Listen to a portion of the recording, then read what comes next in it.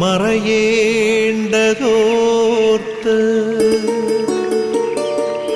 ചന്ദ്രനക്ഷത്രാദികൾ വിതുമ്പുമ്പോൾ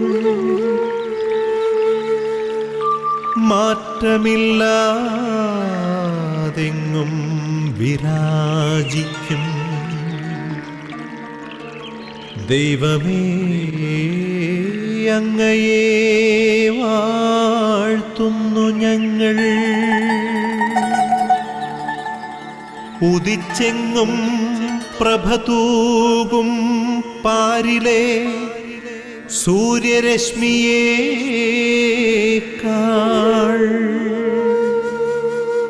പ്രശോഭിച്ചെന്നും പ്രസാദമേകുന്ന ദൈവമേ, അങ്ങേ മഹിമാവെത്ര മനോജ്ഞം. ഈശോയിൽ പ്രിയപ്പെട്ടവരെ, പ്രഭാതത്തിൽ ദൈവത്തിൻ്റെ അനുഗ്രഹം നമ്മിലേക്ക് ഒഴുകിയിറങ്ങി സമാധാനവും സന്തോഷവും അധികമായി നാം അനുഭവിക്കുന്ന സമയമാണ്. പ്രഭാത സൂര്യൻ്റെ അരുണ കിരണങ്ങളേറ്റ് പ്രപഞ്ചത്തിലുള്ള സകല ചരാചരവും ആനന്ദിക്കുകയും സന്തോഷിക്കുകയും ചെയ്യുന്ന ഒരു സമയമാണിത്. പ്രപഞ്ചത്തിലുള്ള എല്ലാ ചരാചരങ്ങളോടും ചേർന്ന് നമുക്കും ദൈവത്തെ മഹത്വപ്പെടുത്താം. നൽകിയ ദിവസത്തെ ഓർത്ത് നന്ദി പറഞ്ഞ് പ്രാർത്ഥിച്ച് കർത്താവിനോട് ചേർന്ന് ഇന്നത്തെ ദിവസത്തിലേക്ക് നമുക്ക് പ്രവേശിക്കാം. എല്ലാവരെയും ഒത്തിരി സ്നേഹത്തോടെ പ്രഭാത വിരുന്ന് എന്ന ഈ ശുശ്രൂഷയിലേക്ക് സ്വാഗതം ചെയ്യുന്നു. പ്രത്യേകമായി ഇന്ന് നാം പ്രാർത്ഥിക്കുകയും ധ്യാനിക്കുകയും ചെയ്യുമ്പോൾ പഠിക്കുന്ന എല്ലാ കുഞ്ഞുങ്ങളെയും ദൈവകരങ്ങളിൽ സമർപ്പിക്കാം. അവരുടെ പഠന മേഖലകൾ അനുഗ്രഹിക്കപ്പെടാൻ, അവരുടെ പഠനത്തിൽ അഭിവൃദ്ധി ഉണ്ടാവാൻ, എല്ലാവരും ജ്ഞാനത്തിൽ നിറയാനായി പ്രാർത്ഥിക്കാം. ജ്ഞാനം നിറഞ്ഞു കഴിയുമ്പോൾ ഓർമ്മശക്തി ഉണ്ടാവും, പഠന മേഖലകളിൽ അനുഗ്രഹം ഉണ്ടാവും.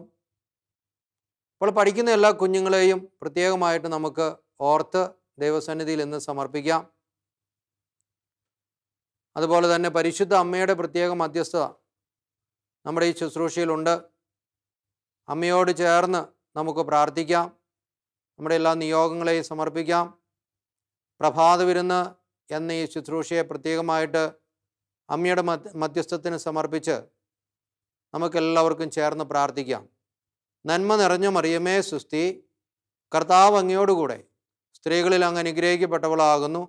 അങ്ങയുടെ ഉദരത്തിൻ ഫലമായി ഈശോ അനുഗ്രഹിക്കപ്പെട്ടവനാകുന്നു. പരിശുദ്ധ മറിയമേ തമ്പുരാൻ്റെ അമ്മേ, പാപികളായ ഞങ്ങൾക്ക് വേണ്ടി ഇപ്പോഴും ഞങ്ങളുടെ മരണസമയത്തും തമ്പുരാനോട് അപേക്ഷിച്ചു കൊള്ളണമേ. ആമേൻ. പരിശുദ്ധാത്മാവായ ദൈവത്തെ വിളിച്ച് നമുക്ക് പ്രാർത്ഥിച്ച് കർത്താവിൻ്റെ വചനം സ്വീകരിക്കുവാനായിട്ട് നമുക്ക് ഒരുങ്ങാം. പരിശുദ്ധാത്മാവായ ദൈവം നമ്മെ വചനം സ്വീകരിക്കുവാൻ തക്കവിധം വിശുദ്ധീകരിച്ച് അതിനുവേണ്ട അനുഗ്രഹങ്ങളും കൃപകളും നൽകുന്നത്. പരിശുദ്ധാത്മാവേ, ഞങ്ങളിൽ വന്ന് നിറയണമേ. പരിശുദ്ധാത്മാവേ, ഞങ്ങളെ ശക്തിപ്പെടുത്തണമേ. പരിശുദ്ധാത്മാവേ, ഞങ്ങളെ വിശുദ്ധീകരിക്കണമേ. വിശുദ്ധീകരിക്കുന്ന വചനത്താൽ ഞങ്ങളെ നിറയ്ക്കണമേ എന്ന് ഒരു നിമിഷം നമുക്ക് മൗനമായി പരിശുദ്ധാത്മാവിനെ വിളിച്ച് പ്രാർത്ഥിച്ച് വചനം സ്വീകരിക്കുവാനായിട്ട് ഒരുങ്ങാം. പരിമളത്തിനുറവയാം നറുസൗരഭ്യമാകട്ടെ ഞങ്ങളുമീ മണ്ണിൽ.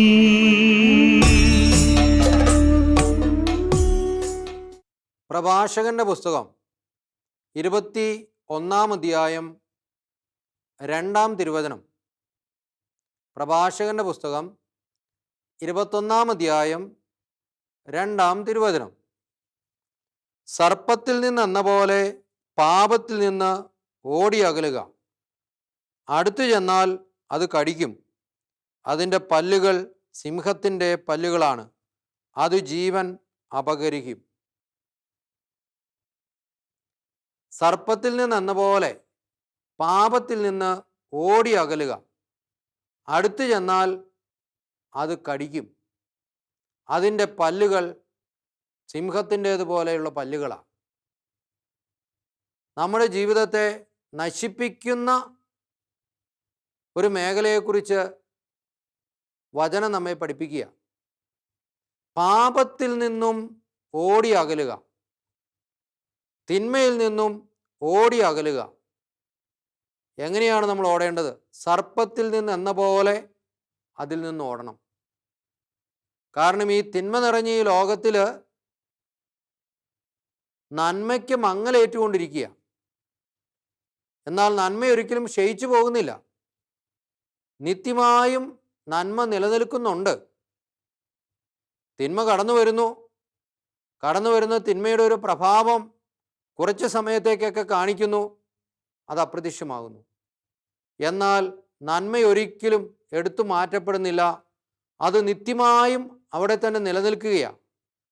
ഈ നന്മയെ സ്വീകരിക്കുന്ന ഒരു വ്യക്തിക്ക് തിന്മയെ ചെറുത്ത് നിൽക്കാനായിട്ട് സാധിക്കും. നന്മയെ സ്വീകരിക്കുന്ന ഒരു വ്യക്തിക്ക് തിന്മയെ ചെറുത്ത് നിൽക്കാനായിട്ട് സാധിക്കും. ഒരു ഉദാഹരണം പറഞ്ഞാൽ, ഇരുട്ട് നിറഞ്ഞ ഒരു സമയത്ത് അല്ലെങ്കിൽ ഒരു സ്ഥലത്ത് ഇരുട്ട് പോട്ടെ എന്ന് നാം പറയേണ്ട കാര്യമില്ല. അതിനു പകരം ഒരു മെഴുകുതിരി അങ്ങ് കത്തിച്ചു കഴിഞ്ഞാൽ ആ ഇരുട്ട് അപ്രത്യക്ഷമായി. ആ വെളിച്ചം അവിടെ നിറയുകയാണ്. ഇരുട്ടിനെ കളയുവാനായിട്ട് ഇരുട്ട് പോകട്ടെ എന്ന് പറഞ്ഞ് നാം വിഷമിച്ച് നടക്കേണ്ട കാര്യമില്ല. ഇരുട്ടായി പോയല്ലോ എന്ന് ചിന്തിച്ച് ആകുലപ്പെടേണ്ട കാര്യമില്ല. അതിന് പകരം ഇരുട്ടിനെ അപ്രത്യക്ഷമാക്കുന്ന വഴിയാണ് നമ്മൾ ആലോചിക്കേണ്ടത്, ചെയ്യേണ്ടത്. എന്ന് പറഞ്ഞതുപോലെ ഈ ലോകത്തിൽ തിന്മയുണ്ട്, ഈ ലോകത്തിൽ പ്രശ്നങ്ങളുണ്ട്, ഈ ലോകത്തിൽ അടിമത്തങ്ങളുണ്ട്, ഈ ലോകം മുഴുവനും തിന്മ നിറഞ്ഞതാണ് എന്ന് പറഞ്ഞ് പഴിചാരിക്കൊണ്ട് നാം ഇരിക്കേണ്ട ആവശ്യമില്ല.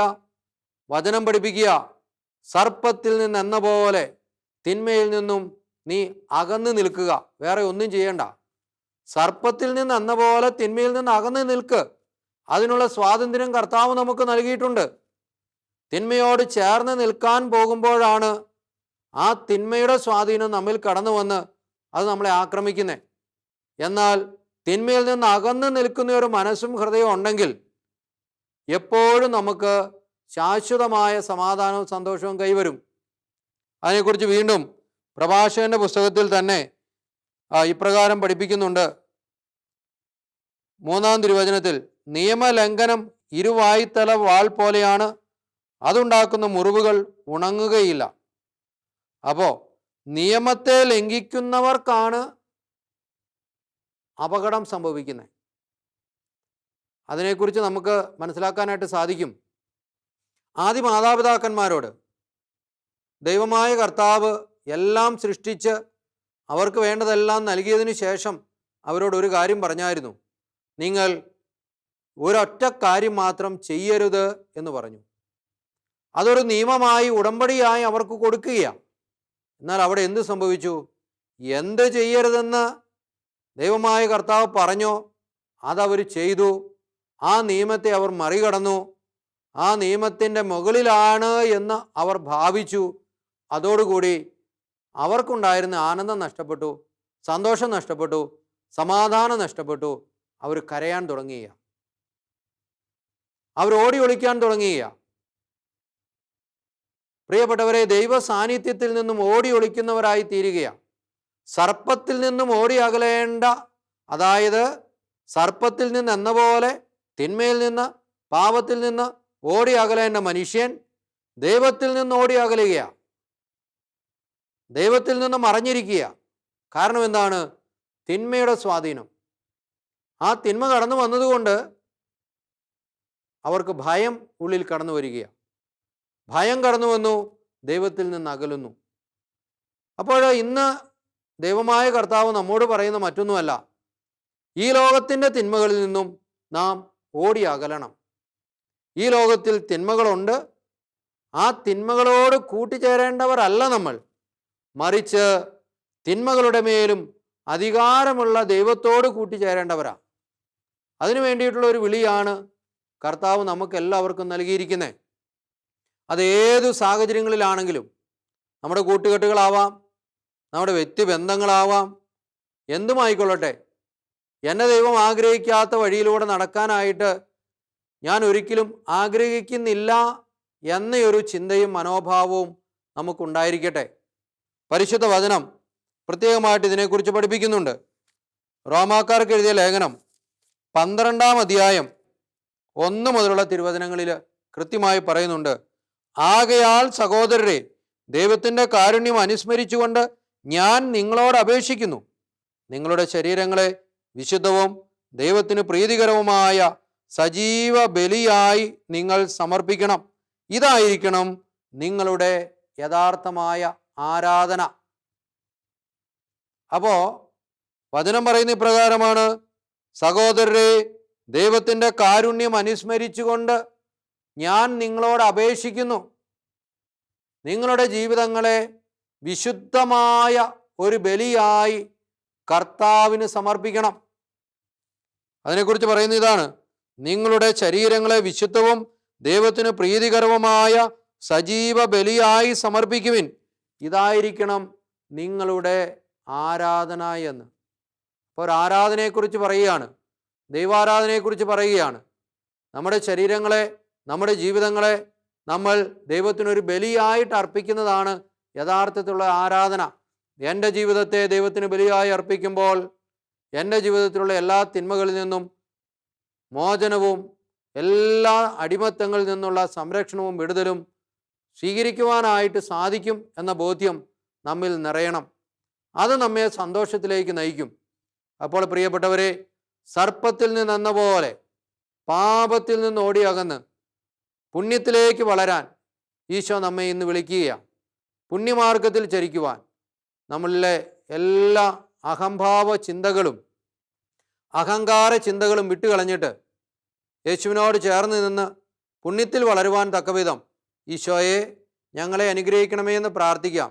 നമ്മുടെ ചിന്തകളും നമ്മുടെ വ്യവഹാരങ്ങളും നമ്മുടെ സംസാര രീതിയും നമ്മുടെ കൂട്ടുകെട്ടുകളും നമ്മുടെ വ്യക്തിബന്ധങ്ങളും എല്ലാം വിശുദ്ധമായി തീരുവാൻ തക്കവിധം കർത്താവെ ആ അനുഗ്രഹം ഞങ്ങളിലേക്ക് വർഷിക്കണമേ. പരിശുദ്ധാത്മാവിനെ നൽകി ഞങ്ങളെ ശക്തിപ്പെടുത്തണമേ എന്ന് നമുക്ക് പ്രാർത്ഥിക്കാം. പരിശുദ്ധാത്മാവായ ദൈവം നമ്മുടെ ജീവിതങ്ങളെ ഏറ്റെടുത്ത്, പരിശുദ്ധാത്മാവായ ദൈവം നമ്മുടെ ജീവിതങ്ങളിൽ വിശുദ്ധീകരണം നൽകി ആ വിശുദ്ധീകരണത്തിൽ നമ്മെയും നമ്മുടെ ജീവിതത്തെയും എല്ലാം അനുഗ്രഹിക്കുമാറാകട്ടെ. ഈ ഒരു കൃപയ്ക്ക് വേണ്ടി നമുക്കിന്ന് പ്രാർത്ഥിക്കാം. ദൈവത്തിൽ വളരുവാൻ, വിശുദ്ധിയിൽ വളരുവാൻ, കർത്താവിനോട് ചേർന്ന് നിൽക്കുവാൻ, ഒരു ആരാധനയായി, ബലിയായി നമ്മെ തന്നെ ദൈവത്തിന് സമർപ്പിച്ച് ദൈവപ്രീതിയിൽ വളരുവാൻ തക്കവിധം ഈശോയെ അനുഗ്രഹിക്കണമേ എന്ന് നമുക്ക് ഇന്ന് പ്രത്യേകമായി പ്രാർത്ഥിക്കാം. ആബാ പിതാവേ, സ്നേഹാഗ്നിയാൽ ജ്വലിക്കട്ടെ മക്കളാ ഞങ്ങളെല്ലാം.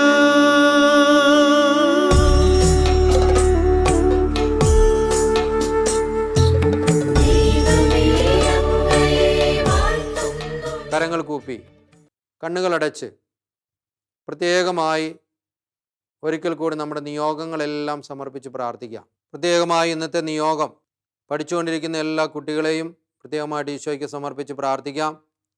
പഠന മേഖലയിലായിരിക്കുന്ന എല്ലാവരും അനുഗ്രഹിക്കപ്പെടുവാനായി പ്രാർത്ഥിക്കാം. ജീവിതത്തെ ഒരു ബലിയായി ദൈവത്തിന് സമർപ്പിച്ച് പരിശുദ്ധാത്മാവിൽ നിറഞ്ഞ് ജീവിത മേഖലകളിലെല്ലാം അനുഗ്രഹം പ്രാപിക്കുവാൻ തക്കവിധം ഈശോയെ അങ്ങ് ഇടപെടണമേ എന്ന് പ്രാർത്ഥിക്കാം. പരിശുദ്ധാത്മാവെ ശക്തിപ്പെടുത്തണമേ എന്ന് പ്രാർത്ഥിക്കാം. അതുപോലെ തന്നെ പ്രത്യേകമായി ഇന്നത്തെ നമ്മുടെ എല്ലാ ശുശ്രൂഷകളെയും നാം ചെയ്യാനിരിക്കുന്ന എല്ലാ പ്രവർത്തനങ്ങളെയും ഈശോയ്ക്ക് കൊടുക്കാം, സമർപ്പിക്കാം, പ്രാർത്ഥിക്കാം. അതേപോലെ തന്നെ പ്രിയപ്പെട്ടവരെ, പരിശുദ്ധ അമ്മയോട് ചേർന്ന് ഇന്ന് പ്രത്യേകമായിട്ട് നമുക്ക് പരിശുദ്ധ അമ്മയുടെ മധ്യസ്ഥം യാചിക്കാം. മരിയം കൂടാരങ്ങളിലൊക്കെ ആയിരുന്നു നമുക്ക് വേണ്ടി പ്രാർത്ഥിച്ചുകൊണ്ടിരിക്കുന്നവരുണ്ട്. പ്രത്യേകിച്ച് നമ്മുടെ ഡിവൈൻ ധ്യാന കേന്ദ്രത്തെ ഓർത്ത് സമർപ്പിച്ച് പ്രാർത്ഥിക്കാം. എല്ലാ ധ്യാന ശുശ്രൂഷകളും അനുഗ്രഹിക്കപ്പെടാനായി പ്രാർത്ഥിക്കാം.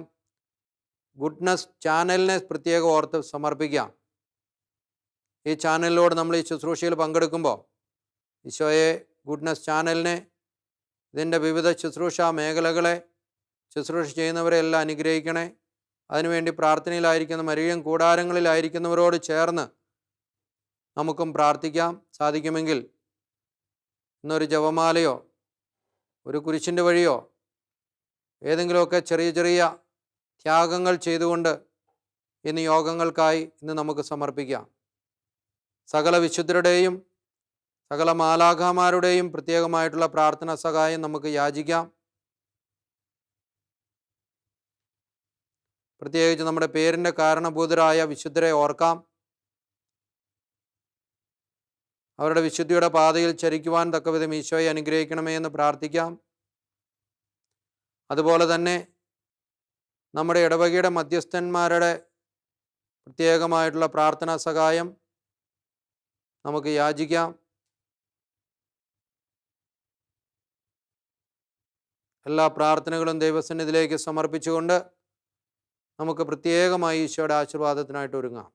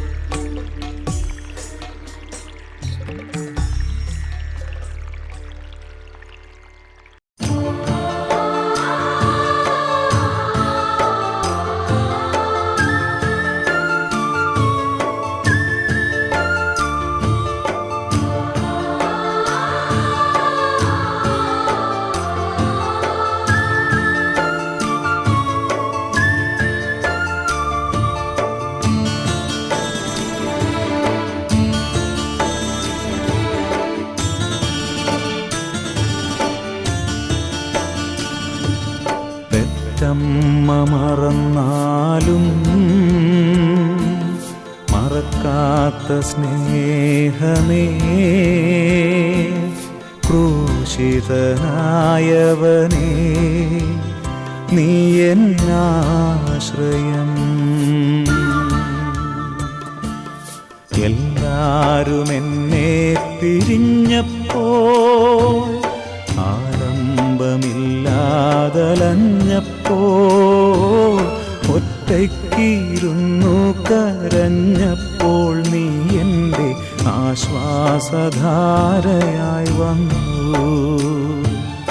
ഒറ്റയ്ക്കിരുന്നു കരഞ്ഞപ്പോൾ, നീ എൻ്റെ ആശ്വാസധാരയായി വന്നു.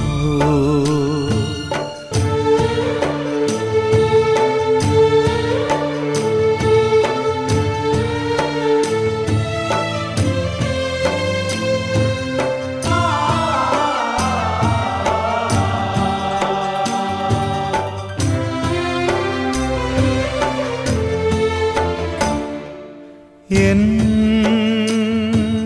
പ്രിയരെല്ലാം എന്നെ വെറുത്തു, ആഴമേറും മുറിവുകൾ എന്നിൽ നൽകി. ഞാൻ ചെയ്യാത്ത കുറ്റം ചുമത്തി എൻ മനസ്സിൽ ഒരുപാട് വേദനയേകി. നൊമ്പരത്താൽ എൻ്റെ ഉള്ളം പുകഞ്ഞു, നീറും നിരാശയിൽ തേങ്ങി. അപ്പോൾ നീ എൻ്റെ കാതിൽ പറഞ്ഞു, നിന്നെ ഞാൻ കൈവെടിയില്ല. പെറ്റമ്മ മറന്നാലും മറക്കാത്ത സ്നേഹമേ, ക്രൂശിതനായവനേ, നീ എന്നാശ്രയം.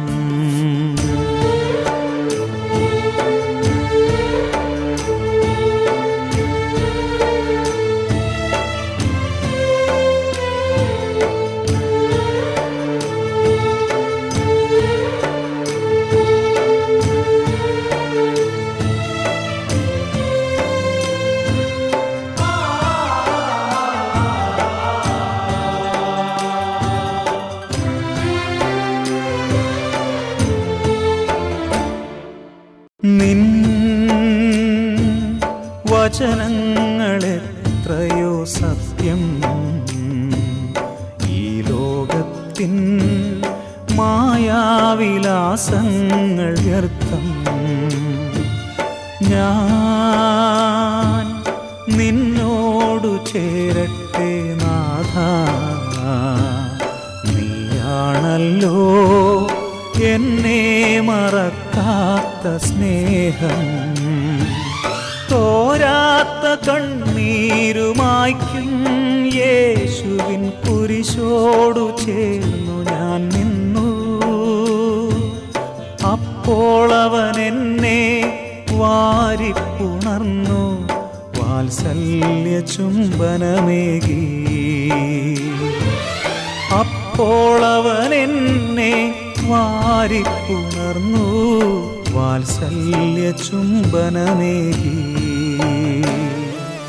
പെറ്റമ്മ മറന്നാലും മറക്കാത്ത സ്നേഹമേ, ക്രൂശിതനായവനേ, നീ എന്നാശ്രയം. തിരുസഭയോട് ചേർന്ന് ഈശോയുടെ ആശീർവാദം നമുക്ക് സ്വീകരിക്കാം.